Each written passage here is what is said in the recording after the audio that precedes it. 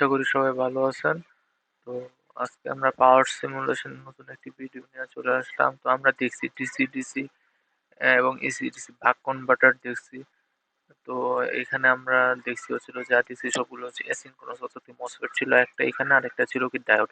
কিন্তু আমরা আজকে দেখব যে কিভাবে আমরা সিনক্রোনাস করব, ঠিক আছে? কিভাবে সিনক্রোনাস সিমুলেশন করব।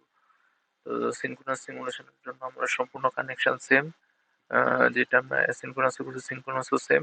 কিন্তু আমরা এখানে শুধুমাত্র মসফেট দুইটা লাগাবো। এই যে এখানে একটা মসফেট, এখানে একটা মসফেট, এবং দুইটা মসফেট সেম পিডব্লিউএম সিগন্যালটা জেনারেট হবে এবং একটা নট গেট দিয়ে কানেক্ট হবে, আর একটা হচ্ছে হলো কি ডাইরেক্ট কানেক্ট হবে। তো একটাতে যদি আমার ওয়ান ইনপুট দেয় আর একটা দেওয়া হচ্ছে জিরো চেপে, যখন এটাতে ওয়ান যাবে তখন এটা দিয়ে কি জিরো চেপে, অর্থাৎ একটা একটার কি অপোজিট হবে। আর এগুলো হচ্ছে সুইচ কানেক্ট করলাম। তো মসফেটটা আমরা কিভাবে কন্ট্রোল হলো বুঝলাম।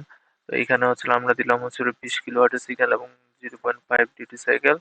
তো আমরা এখানে যেহেতু স্কোয়ার ওয়েভ আছে স্কোয়ার ওয়েভ দিয়ে দিলাম।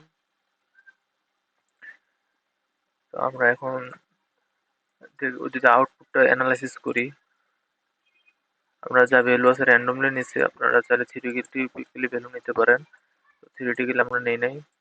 আমরা আমাদের ইনপুট ভোল্টেজ হচ্ছে হলো 400 ভোল্ট, আমরা আউটপুট পাবো কি 200 ভোল্ট, অর্থাৎ কি 50% ডিউটি সাইকেল আমরা কি অর্ধেক করলাম বাক কনভার্টারের মাধ্যমে। এটা হচ্ছে আমাদের আউটপুট, ডিসি আউটপুট। আমরা দেখতে পাচ্ছি যে 200 ভোল্টে কি স্ট্রেট লাইন আসছে। তো ফার্স্ট এটা হচ্ছিল স্পাইক, ভোল্টেজ স্পাইক চালু করবেন তখন হায়ার ভোল্টেজ স্পাইকের জন্য এটা দেখা গেছে। তো আমরা যদি এই সার্কিটে আসি, তো এটা আমরা আশা করি পারবো পরবর্তীতে। তো এইখানে আর কিছুই না, শুধুমাত্র মসফেটের কানেকশনটাই চেঞ্জ। এটা হচ্ছে আমাদের ডিসি বাক কনভার্টার। ধন্যবাদ সবাইকে। সামনে আরো পরবর্তীতে আরো ভিডিও নিয়ে আসবো। এই পর্যন্ত আপনারা পাশেই থাকবেন এবং চ্যানেলটিকে সাবস্ক্রাইব করবেন।